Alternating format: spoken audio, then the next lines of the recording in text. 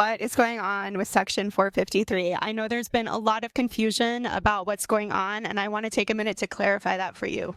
So Section 453 is just 9 lines in a long appropriations bill, and it does create an immunity shield for these corporations. The way that it does it is super sneaky, and it essentially blocks funding for a critical type of label update that actually allows the courts to hold these companies accountable when there are failure to warn lawsuits. Without that funding, they technically cannot update their label, and therefore they can't be held accountable.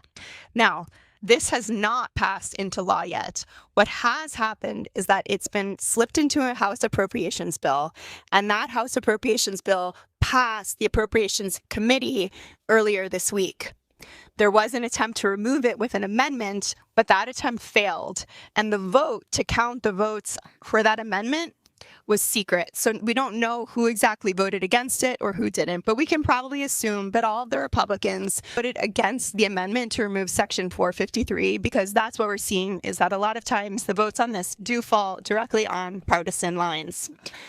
Now, there are still many other chances to stop Section 453, which is why we're trying to get the word out about it.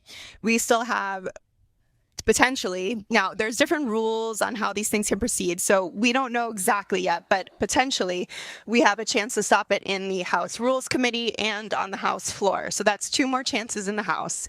And then we also have the whole Senate process to stop it. So if it's also slipped into an appropriations bill in the Senate, we can assume that we'll have the Appropriations Committee and the Rules Committee and then the Senate floor. So that's a total of 5 chances. But we got to make one of them happen and potentially both of them to happen. So it's important that we stay on top of all of these votes along the way, which is why we've been putting out these calls to action, is because we're on top of it. We are watching every step of the way with this legislation, and we are not going to let them sneak it through.